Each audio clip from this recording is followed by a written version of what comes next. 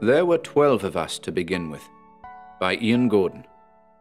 With thanks to our producers, Ashley Lindsay, Robert Daniel Pickard, Wes Sale, and Cameron Seegers.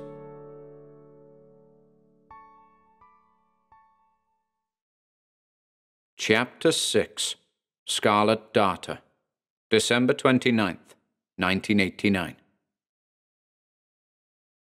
The handsome Eastern European known to the other guests as Scarlet Darter was in fact a man of Polish descent by the name of Art Chaklowski, a resident of the Lincolnshire town of Grantham. He wasn't a regular attendee of murder mystery events, but had participated in enough of them over the years to consider himself moderately experienced, and was eager to take on the challenge that Murder at Miller's Manor had promised. And that challenge was one of endurance, one in which 12 strangers were to be pitted against a common enemy over the 12 days of Christmas, a scenario ill-suited to the faint of heart. But young Art felt himself to be up to the task, with his quick-witted demeanor, dashing good looks, well-manicured moustache, and enviable head of thick, jet-black hair. Yet, on the evening of December 29th, as Art stood in front of the mirror in his quarters, mildly intoxicated and extremely tired, he wondered whether or not he truly had what it took to go the distance, for it no longer felt like a game. And if the looks on the faces of the others were anything to go by, the sentiment was collectively shared. Art was puzzled by a great many things: the game's lack of structure and its general instability, the circumstances surrounding the strange and, particularly in the case of Yellow Jacket, inexplicable disappearances of the would-be murder victims, and the dreadful sense of isolation, owing, due to the vast snowdrift surrounding the manor, to a lack of contact with the outside world. The man known as Scarlet Darter slipped under the cold bedsheets and curled up into a ball for comfort. He contemplated the discovery in the reception hall, the likeness of a vast dragon stretched out before the fire, its eager tongue licking at the dancing flames. The vision consumed his thoughts, and he felt the heat of those flames licking at his toes beneath the sheets. Closing his eyes, he wondered when the moment would come. The dragon by the fire was a promise, a commitment to his demise, and as he lay there, spooked by the thin, reedy whistling of wind beyond the window panes, his thoughts returned to the very real possibility that Murder at Miller's Manor was not the game he signed up for. Some hours later, in the dead of night, the wind that had so disturbed Scarlet Darter dissipated entirely, to be replaced by fresh snowfall. The clouds above the expansive estate were pink and swollen, drifting high above the peaks without a care in the world. As the first flakes kissed the old slates of Miller's Manor, a figure, in one of the building's many rooms, crept across the floorboards, careful not to disturb those sleeping. Stairs were descended, and passages were negotiated, until the figure reached Scarlet Darter's quarters.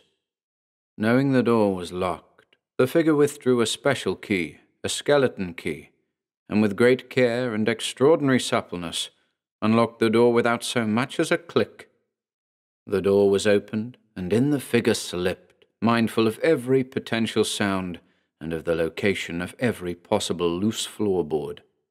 Like a wraith, the figure shimmied across the room in the direction of the bed, stopping by the posts at its bottom end. And then the figure knelt down, dipped its head under the sheets, and slid under the covers, totally blind, drawn to the heat radiating from Scarlet Darter's body. A tune was hummed, barely a whisper, the dissonant notes of which made the hairs on the back of the man's body bristle. Out came a needle, and seconds later, into the flesh of the sleeping Pole it sank. But this was just the beginning. The figure had much to do before dawn. The first thing Green Drake did on the morning of December 30th was knock at Scarlet Darter's bedroom door. When the first knock returned no answer, he knocked a second time, and a third, until his continuous knocking roused the other 7 guests, each of whom knew, much to their horror, what the relentless knocking at Scarlet Darter's door implied. "Is it locked?" Bluebottle asked Greendrake. "I don't know. And, saying nothing else, Greendrake proceeded to turn the door handle, a look of surprise washing over his face when the door opened. "He would have locked that, surely," Nightcrawler muttered. "Evidently not," False Widow observed. "Or, well, you know," Andrena added nervously. And the 8 guests standing by the door to Scarlet Darter's room did know. The Eastern European had become the 4th victim. But none of them were quite prepared for what was encountered when they entered his quarters. It was Bluebottle who took the initiative to cross the threshold. Greendrake, who had been incredibly enthusiastic to begin with, had wilted upon realizing the door was unlocked. He, like the others, was beginning to believe that there was something very wrong with the game in which they were involved. Stepping into the Pole's quarters, there was nothing to see at first, just an empty room and a neatly made bed. But then, False Widow remembered what Greendrake had uncovered under Grey Dagger's sheets on the morning of the 28th, and, with Bluebottle at her side, moved towards the covers and carefully pulled them back. As she did so, an involuntary gasp escaped her, followed by several more to her rear as the others moved towards the bed. It wasn't a body, or even the suggestion of a body, that covered the bedsheet. It was another work of art, the image of a winged insect covering the entirety of the sheet, a fly, perhaps, carefully outlined in a dark, crimson liquid. A small head was host to impeccably detailed and noticeably large eyes, sitting above a clearly defined abdomen. Broad wings were attached to the body, into which a subtle olive-green translucency had been worked, in stark contrast to the red. It was an impressive technical achievement. "Is that blood?" mumbled Andrena, mostly to herself. "I certainly hope not," Bluebottle said, his tone of voice full of uncertainty. "Do you think Scarlet Darter did this?" False Widow asked of no one in particular, her eyes glued to the macabre creation on the bedsheet. Greendrake took the opportunity to respond with another question. "Does it even matter?" "Where is he, anyway?" asked Nightcrawler. "Gone the way of the other stooges, I reckon," White Admiral answered with conviction. "Another stooge, really?" Blackgarden stated skeptically. "Well, you know my thoughts on the matter," Andrena added, in reference to her own suspicions voiced the day before. As the exchange heated, Bluebottle separated himself from the crowd, moving closer to the image on the bedsheet. "I think it's a mayfly," he said, silencing the collective. "Look at the wings," he added, pointing at the translucent appendages. "They're green." "Greendrake?" voiced the man of the same name. "Could be," Bluebottle stated. Greendrake swallowed audibly, turning his back to the grisly image. Andrena approached him, a wistful expression on her face. "It's okay," she said. "We're going to stick together." And then, turning to address the other 7 guests, "We're all going to stick together.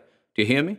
Until we figure out what the hell is going on here, we're just going to pile into the reception hall downstairs and keep an eye on one another." And, just like that, Andrena adopted the role of captain. Perhaps she felt herself to be bolder, wiser than the others. Whatever the case, the looks on the faces of the other contestants as she spoke were ones of compliance, and, eagerly, the group filed out of Scarlet Darter's room and proceeded directly to the reception hall, heedless of their apparel, which, due to the rudeness of their awakening, consisted chiefly of dressing gowns and pajamas. As the day progressed, despite the occasional visit to the bathroom or to the kitchen in order to prepare foodstuffs in groups of 2 or 3, the 8 remaining guests, Nightcrawler, Greendrake, White Admiral, Andrena, False Widow, New Forest, Bluebottle, and Blackgarden, remained in the reception hall. The dramatic dragon made of human hair was swept away, and the fire was once again lit. Drinks were poured too, but Andrena insisted that a limit be placed on alcohol consumption, due to what she felt was increasingly likely to be a threat from an unknown source. As the daylight began to wane, it was decided that several mattresses be brought down from the guest quarters in order for all present to spend the night together in the same room. Greendrake, fearing his demise, in whatever form it might take, had barely touched the food he had been brought, opting instead to down as many shots of brandy Andrena was willing to permit. He was terribly afraid, and his fears were shared by the group at large, who, suitably concerned as to the fates of the 4 missing contestants, were unwilling to allow a 5th to disappear. Night fell, and the large doors to the reception hall were locked. A rotating vigil was arranged, in which, at any one time, 2 designated guests were required to watch over the others for a period, thus allowing for some uninterrupted sleep. And, as fate would have it, the 8 of them made it through till dawn without so much as the disturbance of a bump in the night. On the morning of the 31st, New Year's Eve, the remaining contestants awoke refreshed, and with a newfound sense of perspective. A lengthy conversation followed, in which the nature of murder at Miller's Manor was discussed, and it was generally agreed that perhaps the 8 of them had overreacted, that Scarlet Darter was more than likely a stooge, just like the other 3 victims before him, and that the game, though strange and ambiguous in a way none of them had anticipated, was just that, a game, one that happened to be taking place during one of the worst storms ever to hit the region. It was also agreed that the host, whoever it was, and wherever they were, was making the best of a bad situation by continuing in spite of the weather. After all, each of them had paid quite the sum to participate. All that is, with the exception of Bluebottle, who had, of course, stumbled upon the event by accident. And so the mattresses were returned to the bedrooms, the guests showered and changed, and all 8 reconvened in the kitchen, in order to prepare a sizable and much-deserved breakfast. It was New Year's Eve. Why not begin as they meant to go on? And, perhaps, with their heads firmly back on their shoulders, they might, by exercising some shrewdness, discover some new clues. With a bit of luck, they might even be able to catch the killer in the act, before the killer fulfilled their promise to Green Drake. In their search for new clues, Bluebottle had suggested the possibility that an outhouse he'd spotted through his bedroom window might be the place in which the missing guests were hiding. And if not, at the very least, the building might provide access to a means of escape in the event of an emergency. He was thinking specifically of skis and snow buggies, while simultaneously realizing the likelihood of finding either was slim. But, intrigued by his suggestion, Nightcrawler and Blackgarden assisted Bluebottle in his efforts to open the kitchen door, and burrowed through the massive snowdrift that had, up until that point, prevented them from leaving the building. The 3 men trudged through the masses of white stuff as best they could without crampons or other footwear suited to snow, and made it some 50 feet or so across the difficult terrain to the outhouse in question. The building was a time-worn structure, evidently a barn or similar, with no visible windows on the exterior and a single point of entry via a huge sliding door, which was, unfortunately, padlocked. Without the means by which to force the lock, and due to the chill creeping along their spines with every second they lingered there in the afternoon gale, the trio were forced to abandon their investigation of the outhouse. If the 4 stooges were secreted away in there, in secret they would remain, for the time being at least. Upon returning to the manor, the 3 men were surprised to find that the other 5 contestants were waiting for them by the kitchen door. At the head of the group stood Andrena, their new captain, holding out a piece of paper. "What is it?" Bluebottle asked, still shivering. "It was waiting for us in the library," Andrena said. "It's an invitation to dinner." "An invitation? From whom?" Nightcrawler asked, puzzled. "The host," Andrena answered. "Look." And she handed him the piece of paper. Nightcrawler read the note, then handed it to Blackgarden, who did the same, and in turn handed it to Bluebottle. Bluebottle read the invitation aloud. "Dear friends, you're cordially invited to dinner, 6 p.m. sharp. You know where to go. Be there. Yours, the hypothetical somebody." Bluebottle eyeballed his present company. He was searching for a clue he knew would only be found in the eyes of the person responsible for the penning of the note, if that person was in fact one of them, as opposed to some as-of-yet unknown individual stalking them from the shadows, or, as the case may be, one of the missing contestants.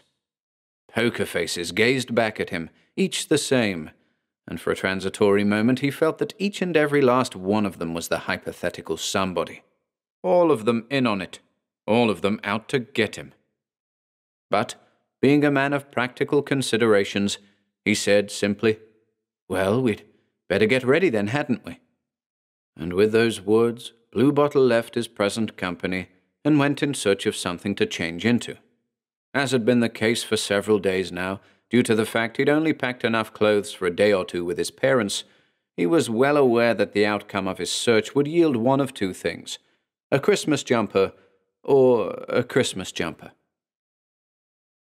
Over the preceding hours, the 8 remaining contestants prepared for dinner. Some were excited, namely False Widow and Green Drake, both of whom had a tendency towards the dramatic, and thoroughly enjoyed any excuse to get done up. Andrena and Black Garden were a little less enthused, each concerned that the game was once again moving in a peculiar direction, reintroducing feelings of doubt and mistrust. The other 4, though, Bluebottle, New Forest, White Admiral, and Nightcrawler, changed with a passive neutrality, refusing to commit to any kind of expectation. They would simply attend dinner as requested and play the rest by ear. As the clock approached 6 p.m., the guests left their quarters and headed in the direction of the dining room. Arriving promptly at 6, the contestants were surprised to discover that the table had been set, and that it had been set for 9 people. Closer inspection revealed name cards on the table, with Nightcrawler, Green Drake, White Admiral, and Andrena assigned side by side along the east side of the table, and False Widow, New Forest, Bluebottle, and Black Garden assigned to seats along the west side. But, oddly, though an additional place had been set at the head of the table to the north, it lacked a name card. Was the killer to be revealed at last? Bowls sat on placemats in front of the name cards, filled with what appeared to be a cold soup. Sitting as per their designations, the contestants noted that the soup was in fact gazpacho, as per the starter element as detailed on the large menu that had been placed in the middle of the table. Peculiarly, the main and dessert elements of the menu were entirely blank, and it isn't surprising that the notion of the Last Supper passed through the minds of some of the guests.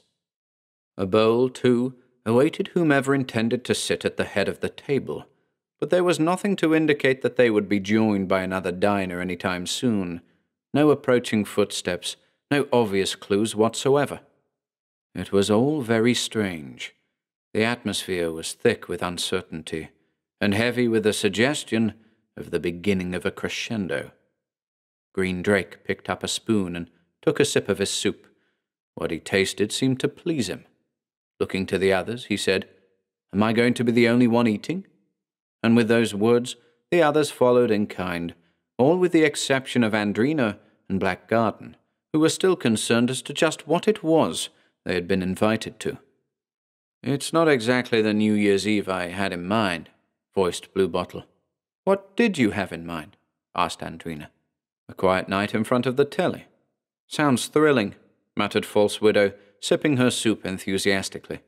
"Beats this," Bluebottle returned. "Really? You don't even know what this is," mumbled Black Garden, still wincing at the thought of tasting his gazpacho. "It's a poor excuse for a game, is what it is," Bluebottle argued. "Come on now, we could have quite easily turned you away," Nightcrawler blurted. "And I'm thankful you didn't, but you've got to admit this whole business is it's just weird." "Weird, yes, but that's what most of us signed up for," Nightcrawler continued. "Looks like you're enjoying your soup, though." "I wouldn't say I'm enjoying it exactly. Look at Green Drake there." Nightcrawler gestured towards the man in his best gaudy dress shirt. "He can't get enough of it." And it was just as Nightcrawler made his observation that Green Drake dropped his spoon and turned to face him. He opened his mouth to speak, but no words came out. In fact, nothing came out. Nothing at all. The color ran out of his face, and as it did so, his hands automatically shot to his throat, clutching it, as though attempting to strangle himself, to force his throat to open up, anything to allow him to breathe again. He pushed his chair back and stumbled to his feet, his arms flailing about in a blind attempt to seek assistance from the air about him.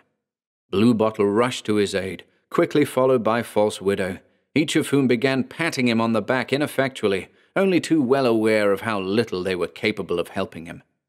"What do we do? What do we do?" False Widow wailed repeatedly. "I don't know, I don't know," Bluebottle yelled in reply. "Somebody must know something," Andrena screamed. "Basic first aid, a Heimlich maneuver, anything." "But he hasn't eaten anything solid.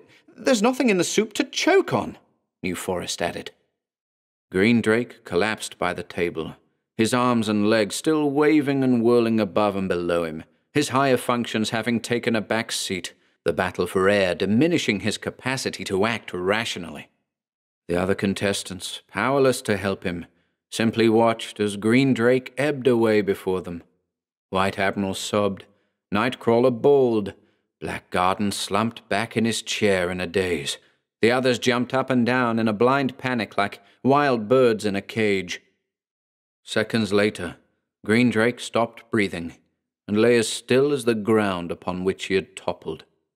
7 pairs of eyes gazed at his lifeless body.